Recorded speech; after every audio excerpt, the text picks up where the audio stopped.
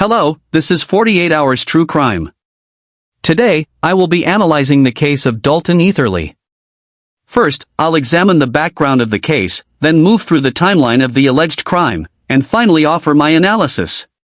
Dalton Levi Etherly was born on June 27, 1997, in Clarksville, Tennessee, located roughly 56 miles northwest of Nashville. He worked as a contractor for a construction company. In early 2025, Dalton became involved in what was described as a road rage incident. During the confrontation, he allegedly used the N-word toward a black woman. The woman's daughter photographed him and posted the image online. The accusation of racism quickly sparked outrage throughout the local community. According to Dalton, the backlash caused him to lose his contractor job. He also claimed that people in Clarksville began sharing information about his business online in an effort to discourage others from hiring him. In response, Dalton launched a Give Send Go fundraising campaign, writing, "Hundreds of people in my city are slandering my business, spreading lies to tear down everything I've worked for."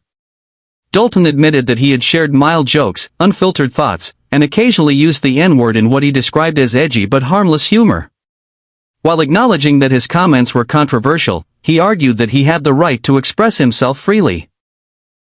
He claimed that false information about him was being spread online, that he had received death threats, and that even his son had become a target.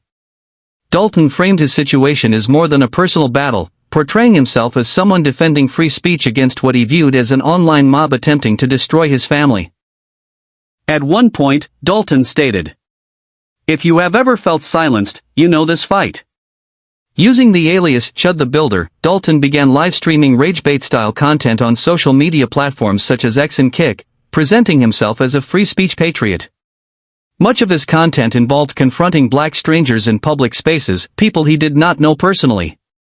Dalton frequently escalated situations by using racial slurs and inflammatory language. He often used the N-word openly and referred to black people as chimps. One phrase he repeatedly used was "chimp out." In some incidents, when people reacted angrily to his comments, Dalton would display a firearm. On November 18, 2025, Dalton was arrested and charged with harassment.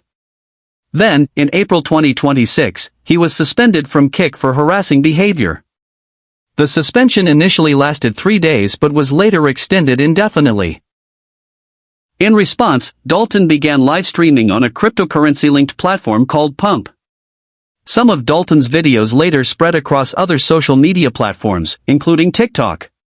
One particularly viral clip allegedly showed Dalton spraying a chemical agent at a black man while shouting racial slurs after the man reportedly knocked off Dalton's cowboy hat. Now moving to the timeline of the alleged crime. On Saturday, May 9, 2026, Dalton Etherly was involved in a confrontation at Bob's Steak and Chop House in Nashville, Tennessee. Restaurant staff reportedly asked him to stop live streaming and to stop being disruptive. According to reports, Dalton responded by yelling, screaming, making racial remarks, and continuing to disturb other customers. He allegedly stated, "I'm not paying if you're kicking me out." The unpaid meal reportedly totaled $371.55. Several hours later, now early Sunday morning on May 10, police located Dalton walking along the street. When officers informed him that he was under arrest and attempted to handcuff him, he allegedly pulled his arm away. Dalton was arrested and charged with theft of services under $1,000, disorderly conduct, and resisting arrest. He was later released on a $5,000 bond. Then, on Wednesday, May 13, 2026, Dalton was scheduled to appear at the Montgomery County Courthouse in Clarksville for a hearing related to an alleged $3,300 debt owed to Midland Credit Management. At approximately 1:19 p.m., while outside the courthouse, Dalton became involved in a verbal altercation with a black man named Joshua Fox. According to police, Dalton turned into a bladed stance and reached toward a firearm located in his right jacket pocket. A physical struggle followed. During the altercation, Dalton fired multiple shots. Joshua Fox was struck several times, including in the stomach and shoulder. Dalton himself was also wounded in the arm, apparently by his own gunfire. Both men survived and were transported to separate hospitals.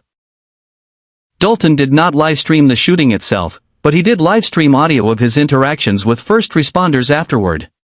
According to Dalton's version of events, he had walked past a group of people who were laughing and pointing at him. A man, presumably Joshua, told him to walk away. Dalton claimed the man then approached him and said, "I have PTSD. You start saying all that chimp-out language to me and I'm going to hit you." Dalton alleged that Joshua then began physically striking him. He further claimed that the assault continued even after he fired his weapon in self-defense. Despite these claims, Dalton was arrested and charged with attempted murder, employing a firearm during a dangerous felony, aggravated assault, and reckless endangerment with a weapon. His first court appearance took place on May 15, 2026, where a judge set his bond at $1.25 million. If convicted, Dalton could face up to 60 years in prison. At the time this video was being made, the case is still moving through the criminal justice system. Dalton's Give Send Go campaign has reportedly raised more than $262,000. Now moving to my analysis. Dalton Etherly maintains his innocence, and he does have supporters who argue that he acted in self-defense. The state of Tennessee, however, strongly disagrees and argues that the shooting does not legally qualify as self-defense. This raises the key question. Is Dalton guilty of attempted murder, aggravated assault, or another violent offense? Let's examine the evidence both for and against that conclusion. Starting with the inculpatory factors. According to police, there was initially only a verbal confrontation. They alleged that Dalton reached for his firearm before any physical violence occurred. If true, this would suggest that Dalton introduced deadly force before facing an immediate physical threat. In that scenario, his use of force could be viewed as disproportionate. It is possible that Joshua insulted Dalton verbally, causing Dalton to react by reaching for a gun, which then escalated the situation into a physical fight. Dalton's online history also creates significant problems for his defense. His social media content repeatedly showed him provoking strangers using racist language while carrying firearms.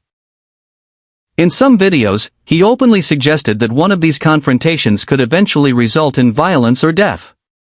This pattern creates the impression that Dalton may have been intentionally seeking confrontation, possibly hoping someone would attack him so he could justify using lethal force. Now moving to the exculpatory factors. Dalton claims that Joshua approached him aggressively, threatened him, and physically attacked him first. According to Dalton, only after being struck did he reach for his firearm and begin shooting. If that version of events is accurate, then Joshua would legally be considered the aggressor, and Dalton's actions could potentially qualify as self-defense.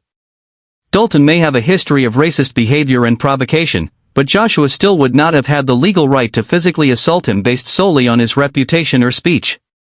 Under Tennessee's Stand Your Ground law, Dalton had no legal duty to retreat if he reasonably feared serious bodily harm.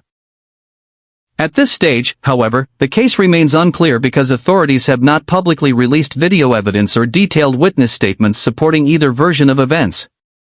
Essentially, police are saying Dalton is guilty, while Dalton claims he acted lawfully. Without independent evidence corroborating one side or the other, determining criminal culpability becomes difficult. In my opinion, the entire case hinges on one critical question. Did Dalton reach for his firearm before or after the physical altercation began? If Dalton reached for the gun first, then I believe aggravated assault is likely supported by the evidence. Attempted murder, however, requires proof of intent to kill, and based on the currently available information, the charge appears more difficult to establish. On the other hand, if Joshua initiated the physical violence first and Dalton drew his weapon in response, then Dalton's self-defense argument becomes significantly stronger. Legally, that could create reasonable doubt. But beyond the legal standard, what do I personally believe likely happened? In my opinion, Dalton is probably guilty of aggravated assault based on the preponderance of the available evidence. His long history of provoking people while armed makes it reasonable to suspect that the courthouse incident was part of an ongoing behavioral pattern. That said, I would not simply accept the police narrative without evidence. If authorities possess surveillance footage, witness testimony, or additional evidence proving Dalton's guilt beyond a reasonable doubt, that evidence needs to be made public before it can be properly evaluated. There are also unanswered questions. For example, if Dalton's courthouse hearing was scheduled for 9 a.m., why was he still there after 1 p.m.?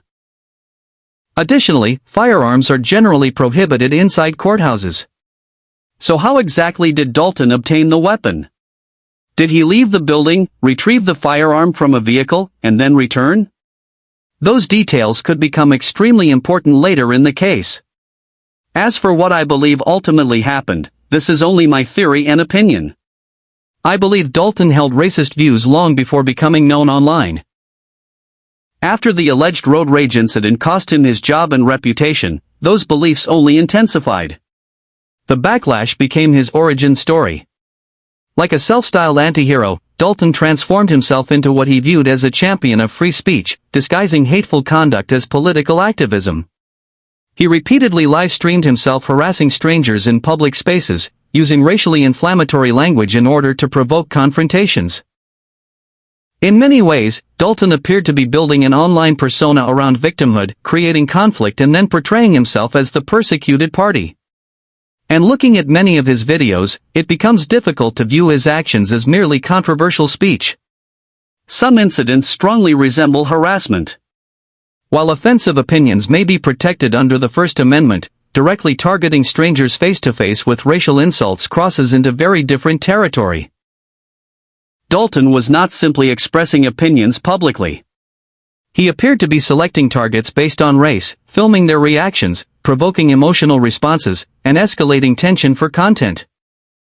At that point, the behavior begins to resemble harassment, intimidation, disorderly conduct, or even assault depending on the circumstances.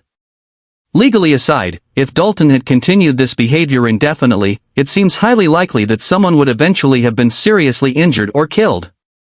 He was repeatedly gambling with violent confrontation.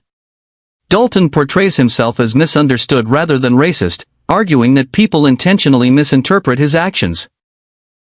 Many of his supporters accept that narrative and argue that his use of racial slurs is protected speech under the First Amendment. However, the First Amendment protects individuals from government censorship, it does not shield people from public backlash or consequences from private citizens. The government was not stopping Dalton from speaking. As for the courthouse shooting itself, regardless of who ultimately initiated the physical violence, Dalton's reputation clearly played a major role in escalating tensions.